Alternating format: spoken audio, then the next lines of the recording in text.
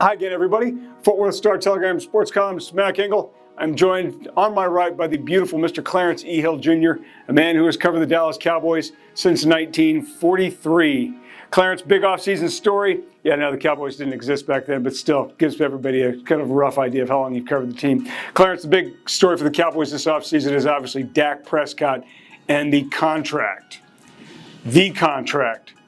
I don't know if you know this, but Patrick Mahomes might be due a new contract. He's pretty good. The Chiefs might give him some money. Where are the Cowboys right now with Dak in this situation? Well, the Cowboys are, in a funny situation because this is something they should have done last year. They should have done. It was their biggest focus. They tried. Their biggest focus. Well, I know it was their biggest focus of the offseason last year. They didn't get it done. Didn't get it done during the season. Dak Prescott betted on himself. Had a pretty good season, the best season of his career. Now the Cowboys are back in a situation where they're saying signing Dak Prescott is the biggest focus for us for the offseason. Given the fact that they have a new coach and Mike McCarthy, they committed that Dak is our quarterback in the future. They need to get Dak done. And it's a matter of the dollars. How much will he sign for? You brought up Patrick Mahomes. Patrick Mahomes, at some point over this offseason, in possibly before next season, may sign the richest contract in NFL history. $40 million, right? If at least $40 million. Yes. Where does Dak fall under that? And right now, the richest contract is $35 million. I can tell you right now, the Cowboys offered him a deal for $33 million annually last year that he turned down. So, sometime in October or November, I wrote, maybe it might have been December, because of the way the Cowboys season went. Statistically, he had a pretty good year, but the Cowboys still finished 8-8 and missed the playoffs. And I thought, boy, this guy has played himself into the god-awful, dreaded franchise tag. Did Dak Prescott play himself into the franchise tag? Well, that's the thing, and that's the sticking point for the Cowboys, because if you can't get a deal done, they're looking at the franchise tag. The problem is, and the franchise tag is $32.9 million. So that's the baseline for any deal, contract on a long-term deal. Yeah, it's $32.9 million for next year. The problem here is that if you do franchise him, which is what it looks like at this point, although Stephen Jones has said that, they're going to get down to the nitty-gritty and try to get Dak done. There's an urgency to get him done. But if you don't get him signed and you do put the franchise tag on him, there's a good chance from a leverage standpoint that he doesn't show up. He doesn't show up. He literally does not show up at camp. No, to the offseason program. Yeah. Then all the other stuff, and from an agent standpoint, that's the leverage you have. Well, if you don't sign him, you don't come to our term, we're not going to show up. Well, with Mike McCarthy in his first year, coming in with a new offense with new language, you want your quarterback showing up. You want your quarterback helping lead and teach your team and learn the new offense. Do you think he would really do that? We have seen the Cowboys in the past, franchise guys, Anthony Spencer, they did it a couple times, they did it in consecutive years. Right. And it is one of those mechanisms, I guess, teams threaten players with. Aaron Rodgers has been really critical of the franchise tag. Tank Lawrence wanted no part of it.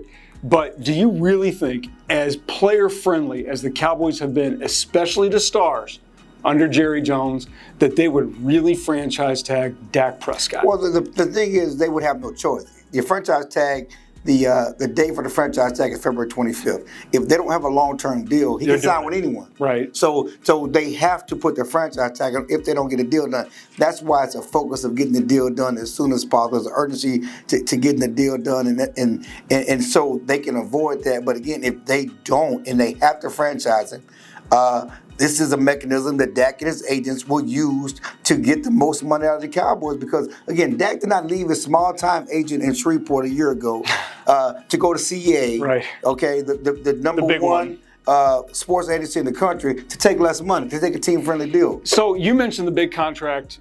We're not talking about Patrick Mahomes because that hasn't even happened yet. No. But the one that did was Russell Wilson, the one you're talking about, 35. Is he going to get 35? Well, I think he will. Okay. So if you think he'll get 35, the question now for the Cowboys, they have given massive contracts to quarterbacks since 2007 when they made Tony Romo fabulously wealthy. Then they extended him again in 11 or 12, whenever that was. If they give Dak Prescott that contract now, if they give him $35 million, is it going to hurt or hinder them in their ability to sign their name players moving forward, because that had been the problem with those Romo contracts. Well, they put them right up against the cap. Right. And the difference here now is that Zeke is already signed. Marcus Lawrence is already signed. You want to sign Amari Cooper. There's a question about what you're going to do with Byron Jones. You still need to add other players in free agency. That's the fine line you draw. But I don't know how much $2 million makes a difference. I don't know how much $33 million to $35 million. I don't know how much that makes a difference. Oh no, it does to agent. It does to an agent and it does to a player, because that way they can say my guy's number one or I'm number one. I agree. My point is that if they give Dak 35 instead of 33, I don't know how much that hurts the Cowboys from being able to sign someone else. Stephen Jones was in Fort Worth a few months ago, and he was talking about reaching out to his agent and basically implying to Dak Prescott, you got to work with us a little bit. If you want us to sign all these guys, Amari Cooper, Zach Martin, Travis Frederick, name your other guys. Well, those guys have already been signed. Okay, no, but I'm just thinking of players, right? Talented players. Right. If you want us to sign these guys, you got to work with us a little bit. And they implied it last year with Jalen Smith, I think, by being the quarterback of the Dallas Cowboys, you are going to be, you're going to have access to the types of money that the highest paid quarterback, let's say the Jacksonville Jaguars, is not. You're going to get a deal with Chunky Soup Campbell's or some other name products as an endorsement because you are the quarterback of the Dallas Cowboys. So they're asking him to work with him. Do you think that's fair? No. I don't think it's fair. I don't think agree. it's fair. That's a you problem, not a me problem. That's exactly right. You know, are the Cowboys asking fans to take less money on those premium seats? Are they asking fans to take less money on those $10 beers? Go get it. Are they asking fans to take less money on their $75 parking? Why should Dak take less money? That's the issue that the Cowboys have to work out for themselves. Question is here, okay, Clarence. The question is, you've seen Dak. I've seen Dak every NFL game he's played. You've seen this guy grow. He's improved. He's gotten better. We have also seen two quarterbacks in the Super Bowl where there was a difference between this guy and that guy. There was a difference between Patrick Mahomes and Jimmy Garoppolo, right? Yes. Jimmy Garoppolo, you're like, I'm not sure about this. And they made him the highest paid quarterback in the NFL for 2 weeks or however long it lasted. If the Cowboys make Dak Prescott the highest paid quarterback in the NFL before Patrick Mahomes gets his deal, is that the best move for the Dallas Cowboys? Signing Dak Prescott to a long-term extension is the best move for the Dallas Cowboys because he's the guy they want to be their quarterback. He's the guy they're committed to be their quarterback. They don't want to get back on the quarteback hunt that they were between Troy Aikman and Tony Romo. We had the Anthony Wrights and the Quincy Carters. They have identified him their quarterback. He's a free agent. They need to get him signed. Okay, week one. Give me a prediction.